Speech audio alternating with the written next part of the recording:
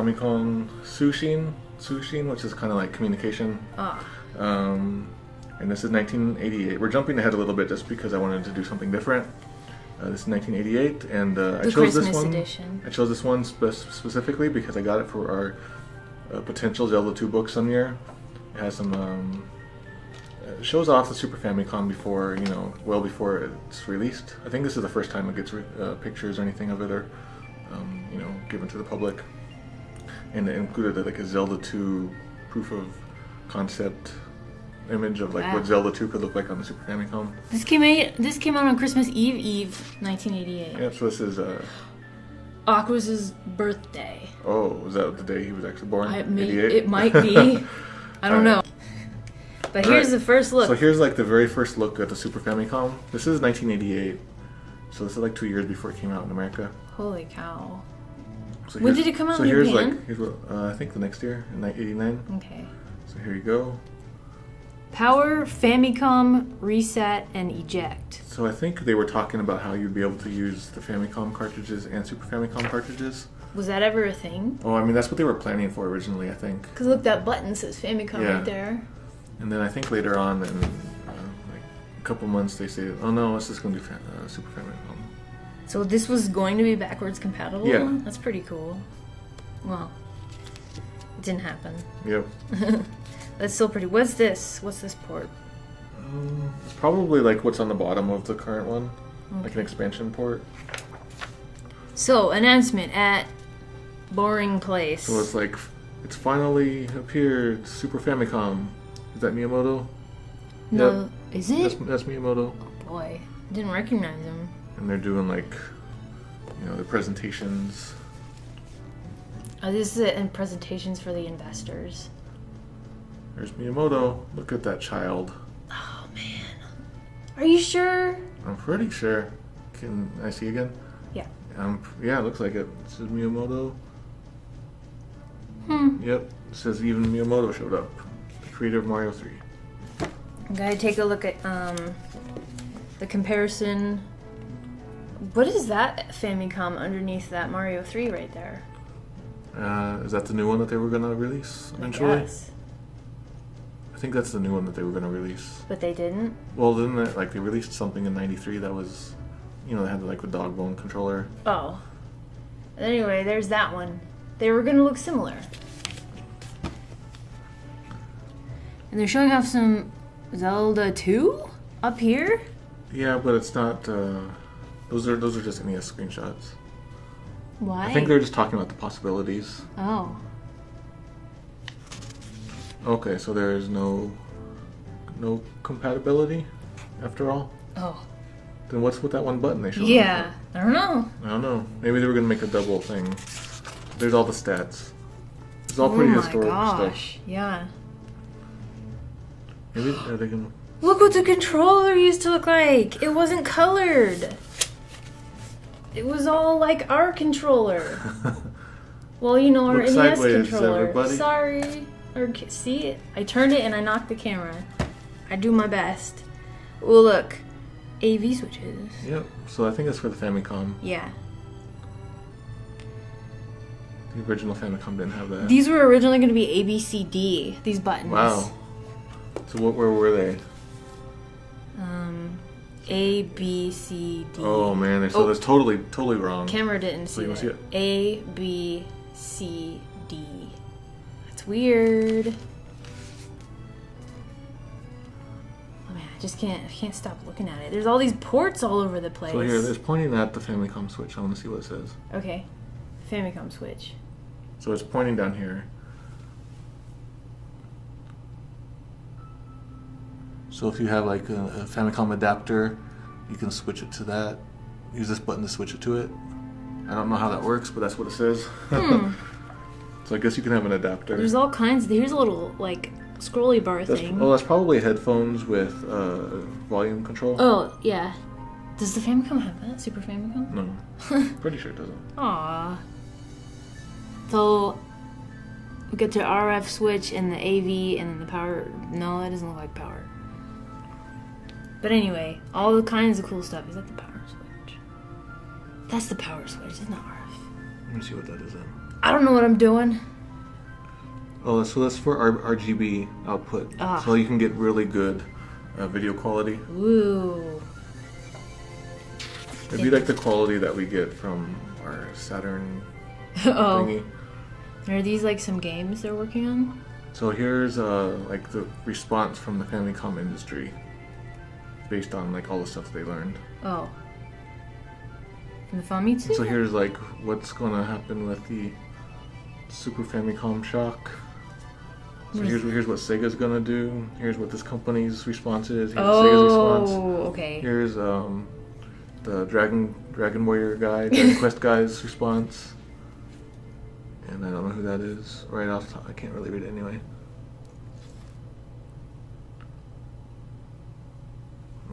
I don't feel like reading that. But so and here's other people. Here's like Namco's. Like, what do you think of the Super Famicom? Here's what Namco says. Taito, Tecmo. You know, all these. Here's what Square says. It's like the very small comments. Wow. I want to know what IRIM software thinks. Do you? Are they on here? Are they? I don't know. Yeah, right there. Oh, I was kidding. Well, if you can zoom in, and I'll try to. Well, let's see. What does Square think? Where's Square? Okay. So it's even better than we anticipated. And so the dream, or so the idea of having like I suck with numbers.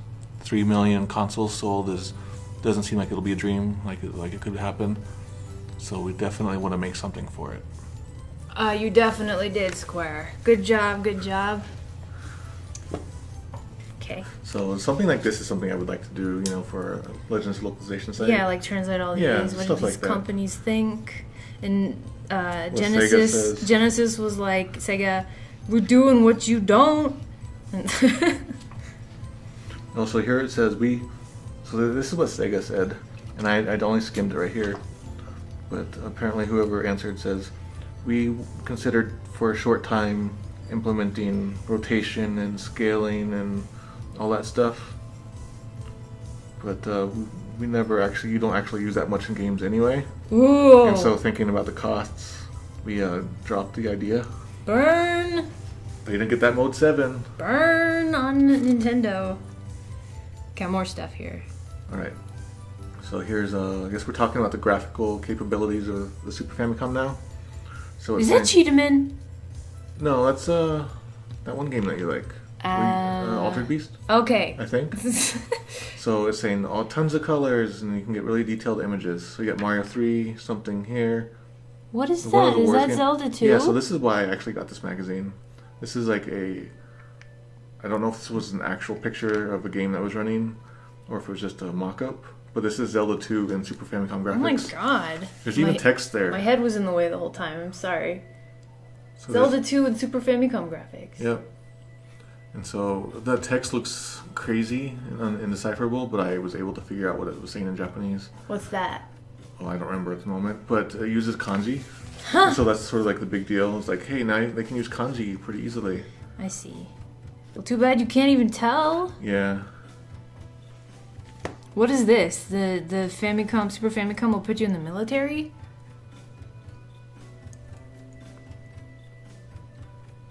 I don't know. I don't know. Well, you can do digitized stuff better, like digitized graphics better. Like this? You can do scrolling better. You can do better backgrounds. You can do the sprite limitations, or you got much better use of sprites now. No flickering. Sometimes. And then you can do like video style effects. I guess there's like mosaic and fades and things like that.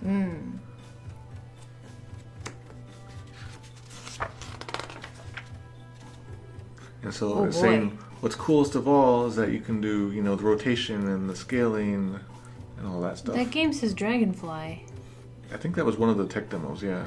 I think that turned into Pilot Wings. Yeah, that eventually turned into Pilot Wings. That's pretty cool. I bet you can look at this and there'll be some like beta stuff in there. And here's some over there too. Check out beta Pilot Wings, probably.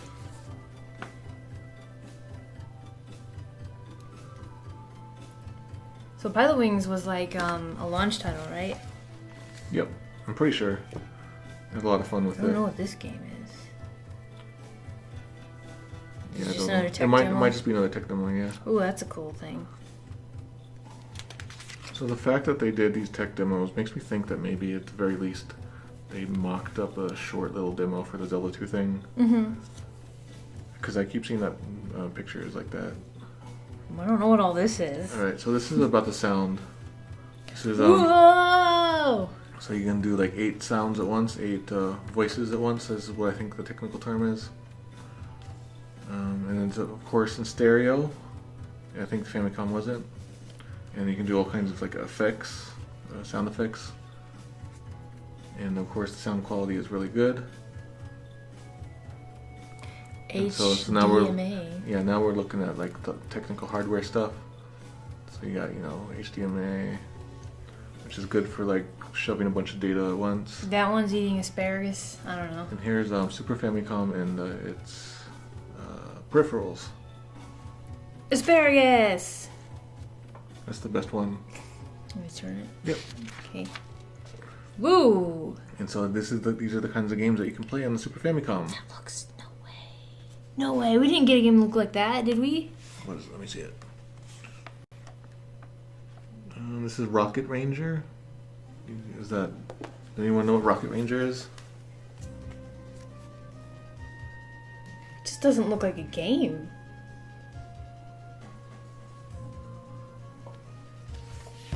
And Metal Hawk. That sounds familiar somehow. Here's the ghosts, the ghouls and ghosts. Oh yeah, I recognize it. So some kind of simulation game. This is an RPG. Dragon Quest Something 3? Something about a CD-ROM. I can't read that. Can you lift it up?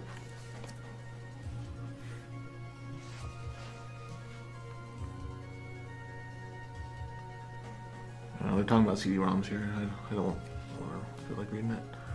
You can do all kinds of... You can have talking games. Yes, you can. This is called Fighting Street. If anyone knows what that is.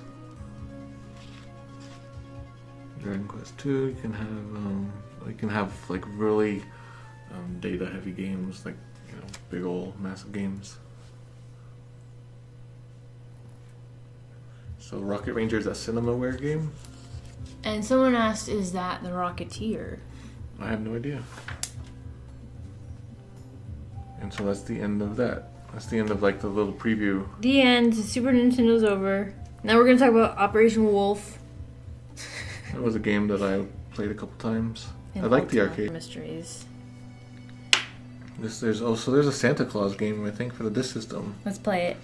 The Santa Claus Treasure Chest. We need to play it. It says bingo? Should we translate it? Okay. Well, Santa's pretty old. One more. It's an ad for Mario Super 3. Mario Brothers 3. That would be cool to have, like, scan and put it up somewhere. Mm-hmm. It's really cute.